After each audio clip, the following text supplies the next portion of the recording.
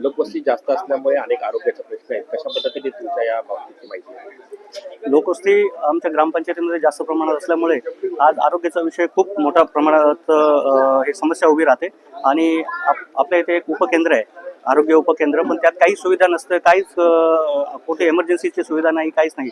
ह्या दोन उमेदवार निवडून आल्यानंतर पंचायत समिती जिल्हा परिषद फंडमधून आपण तिथे जो उपकेंद्र आहे त्याला आपण केंद्र बनवण्याचा प्रयत्न करू आणि लोकांना आरोग्याची समस्या कशी लवकरात लवकर सुटेल याचा आम्ही नक्की प्रयत्न करू. अल्पसंख्याक समाज आणि बंजारा समाजाचा प्रतिनिधित्व आहे आपल्या पाठीमागे प्रभाव आहे. कशा पद्धतीने या समाजाच्या समस्या आपल्याला समोर येत आहे?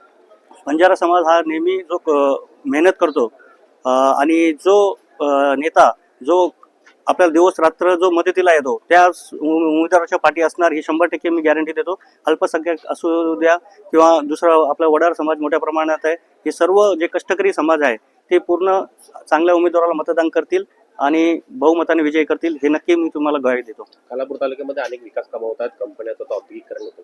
त्यामध्ये वावेकरांचा जो कामगार आहे तो सगळा मोठा वर्ग तो शिल्पकार म्हणून करतो, पण त्यांना कुठल्याही प्रकारची कामगारांची धोरणं सेवा सुविधा मिळत नाही. त्याबद्दल तुमचे काय विचार? आता पनवेल तालुका खालापूर तालुका हे जवळ आहेत, दोन्ही पण बाउंड्रीच्या ठिकाणी राहतात. आता वावेघर झालं, कष्टकरी नगर झालं, आज सिद्धेश्वरी कॉर्नर असेल, मोपाडा असेल, मोठ्या प्रमाणात मोलमजूर करणारी लोक जास्त राहतात. यांना कशा प्रमाणात जास्तीत जास्त त्यांना सुविधा मिळतील, गव्हर्नमेंटच्या सुविधा कशा त्यांच्या घरापर्यंत पोहोचतील याचे आम्ही नक्की प्रयत्न करू. मला माझ्या समाजावर पूर्ण विश्वास आहे. या वावेघर वसाहतीमध्ये गरीब लोक राहतात आणि कष्टकरी लोक राहतात. पैशाला कोणताही बळी पडणार नाही आणि चांगल्या उमेदवाराला निवडून देतील हेच मी सांगू इच्छितो आणि मला पूर्णपणे आमच्या समाजावर विश्वास आहे.